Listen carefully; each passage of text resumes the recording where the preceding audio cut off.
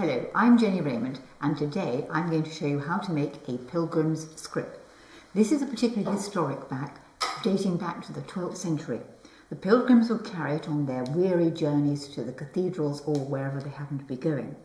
It consisted of an oval flap that was the back and indeed the front of the bag, plus almost a full circle that made the body of the bag. In those days, it was fastened with a thong and a whole load of little eyelets. Today, I have changed it slightly, and we now have the same construction, i.e. an oval flap and part of a circle for the body of the bag, but this time I have changed the thong and the eyelets to elastic. Now, you're going to need some fabric. You'll want about 1/2 metre of the fabric you're going to use for the outside of your bag. You'll want about 1/2 metre of the fabric you're going to use for the inside of the bag.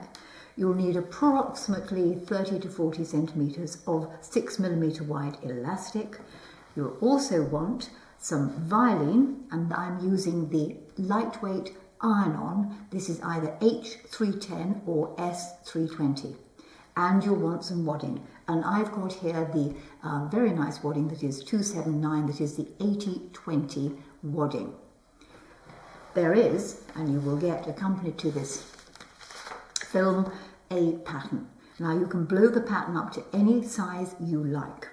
I've done mine this particular size, making it round about 18 inches along there, but the pattern can be any size you like. There are 3 parts to the pattern, and you may well want to put them onto cardboard or indeed paper so you can use the pattern again and again.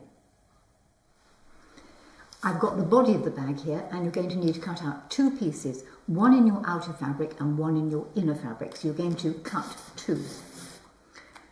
And there I have one in the stripy fabric and one in the lining. I've also cut a piece of the iron-on interfacing. Now, just to make life a little bit better, is having cut it out the correct size, I'm going to shave a little bit off the outer edge, because I don't want, when I press it to the back of the fabric, for any of the iron-on interfacing to go on the ironing board. So just trim it back a little bit. You're then going to fuse the iron-on interfacing, making sure you've got it the right way up to the back of the outer fabric. So fuse the iron-on interfacing on. So this is either the H310 or the S320. Once you've cut out the body of the bag, you'll need to cut out the actual oval flap. And you'll need 2 pieces of fabric again, one in your lining and one in your outer fabric, plus you'll want a piece of wadding. Now, I tend to cut the wadding a little bit larger than the actual pattern. It just makes things a little bit easier. Moving on to the pocket is a little strange in the fact that you need to place the straight edge on the fold. So fold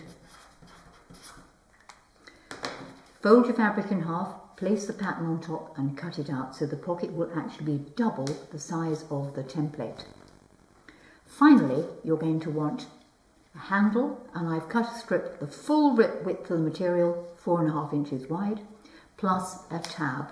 The tab is round about 1 1/4 by 4.5. Now we've cut all the pieces out, we can get going. I've laid the oval section, which is the flap of the bag, onto the wadding, and just done a few lines of quilting to hold the fabric onto the wadding. You can be as adventurous with this as you like. Having done the few lines of quilting, I've then stitched round the edge with a long stitch just to hold the material onto the wadding. So that's dealt with the flap of the bag. The body of the bag, I've fused on the interfacing and stitched using a 1/4 inch seam allowance all the way around the outside edge. Now, in fact, your seam allowance is irrelevant. It can be any size you like. If you use a very big seam allowance, you'll get a slightly smaller bag. If you use a very small seam allowance, it will be slightly bigger. The seam allowance is all built into the pattern in any case. So that is the body of the bag. And finally, with regard to the pocket, I've just folded the pocket in half and sewn round the outside edge with a long stitch. What I will do then is lay the pocket onto the lining, making sure it's absolutely parallel and straight, and re-stitch it on round the outside edge. Now, if you want to divide this, there's no reason why you can't put some stitching up the middle and divide the pockets so you get two smaller pockets, ideal for your mobile phone or something of that nature. Should you be going to divide it, then I would start on the edge here, so up to the top and back again. So your stitching is going to start here on the edge of the fabric. Should you want to, there's no reason why you can't take a small piece of material and just simply pop it underneath to reinforce the lining. So the pocket is now attached to the lining, stitched up the middle in a minute or two. So as you can see, I've attached the pocket to the lining and I've sewn up the centre and reinforced it with a bit of extra fabric on the back. The tab, which was the 4.5 by 1.25 inch section of fabric, I'm going to fold it so the long sides touch each other in the middle and then fold it in half again. And if you can, 2 lines of stitch down either side are quite a good idea. Of course, you could use just a bit of ribbon for a tab. You don't have to be this fancy. So that's the tab, that's the pocket. Now, with regard to the body of the bag, I've now turned it right side out and given it a good press. You're going to need to sew 2 lines of stitch to hold the elastic. The first line of stitch wants to go round the edge outside the seam allowances, because you don't really want to have the seam allowances in the channel where the elastic's going to go. The second line of stitch wants to be the width of the elastic away. If you don't do that, you'll have great difficulty in getting the elastic through the channel. And just to show you what it'll look like, here is a sample, one that I did earlier, where you can see I've sewn my first line of stitch this side of the seam allowances and my second line of stitch wide enough to take the elastic. The other thing that's quite a good idea to do is along the open edge here, along this section, just run a long stitch on the machine to hold the layers together, or they have a rather distressing habit of moving. When you've done that, take your piece of elastic, put a sewing machine, put a safety pin on the end of it, tuck it in the little hole and thread the elastic through. As you can see, I've threaded the elastic through the channel. Now, top tip is remember to pin one end of the elastic to the work, because otherwise, as you pull it through the other end, it tends to come undone. Once you've got the elastic threaded through, you're actually only going to need about 11 inches in total of elastic. Really, really heave it through. And what we want to end up with, and I'll show you on my second sample, is about 7 inches of scrunch, of gathered up elastic, and you need to release it either end for about 2 inches. And the reason for that is that's where the handles are going to go. So 2 inches, 5 centimetres either end. So pull the elastic through, draw it up.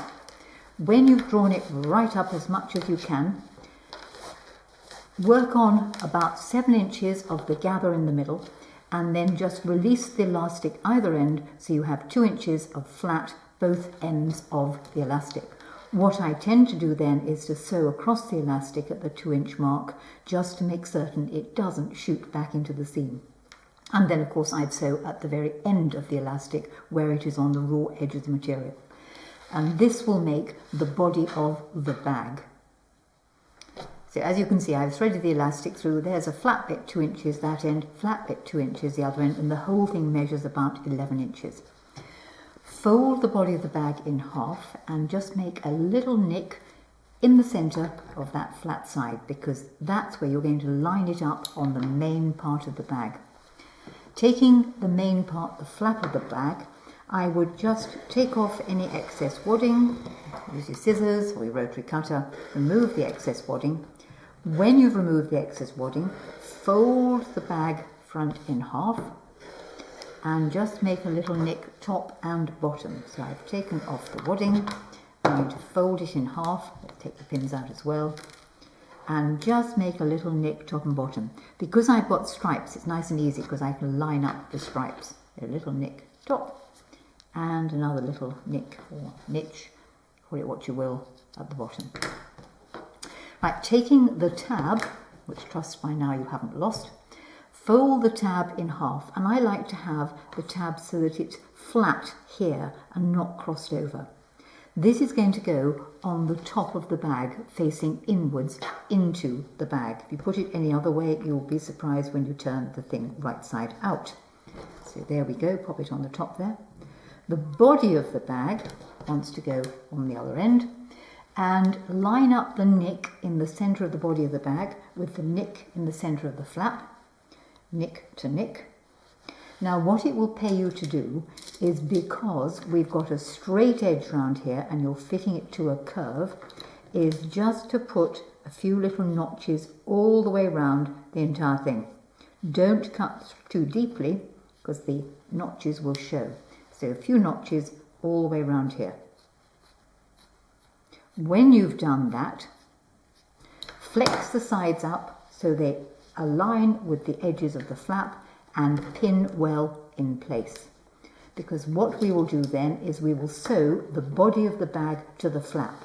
Now be aware, at no point in time have we got the lining involved whatsoever. That will come in the next stage. So I'm pinning these things on and then I'm going to stitch it. When you come to stitch it, it'll pay you to use the same seam allowance that you used before, and certainly no smaller. So the body of the bag is attached to the flap, all ready for stitching. So I've stitched all the way around the edge here and attached the tab. Now I'm going to move the body of the bag well onto the flap and just put a couple of pins to hold it in place, because the next and the exciting bit is we're going to get the bag put together. So just pin that out the way. Take the lining, fold the lining in half long ways, and again put another little nick top and bottom. This is so you can match everything up and down the bottom there. And then you're going to pop the lining onto the bag. Now match it top and bottom. They will fit. They came from the same pattern. But of course you've now got the bulk of the body of the bag in the way. I'd pin it on at the top and at the bottom, and then just make it fit all the way around.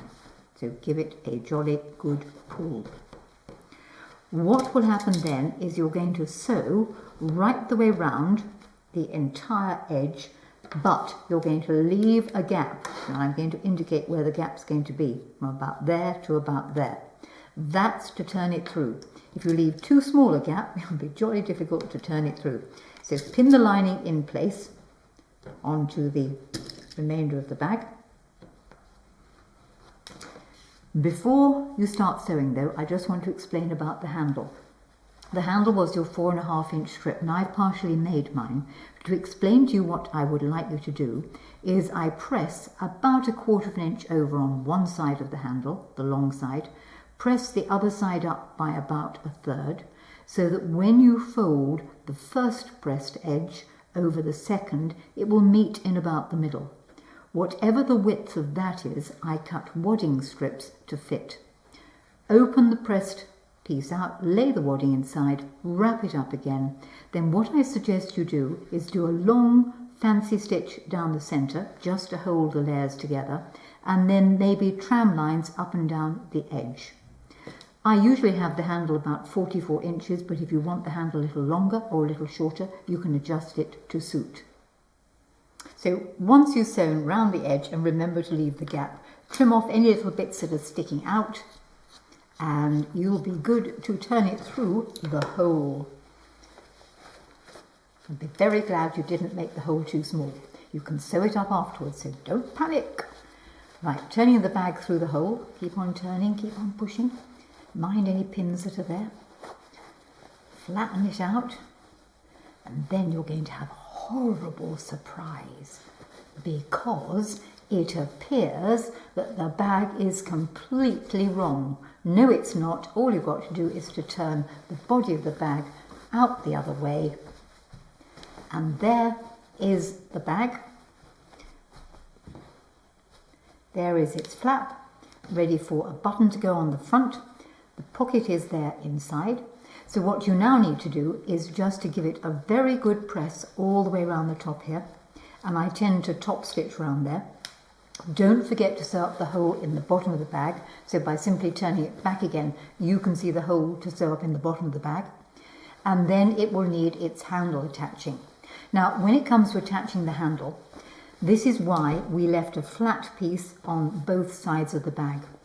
What I like to do with the handle is take the handle, and rather than fold up one part of the handle, as that is, I prefer to mitre it, because when you fold it up then you don't get such a a bulge down the edge. Now I put the handles on the outside of the bag and just will set it down by about the width of the handle so it's in a square format and stitch it around there.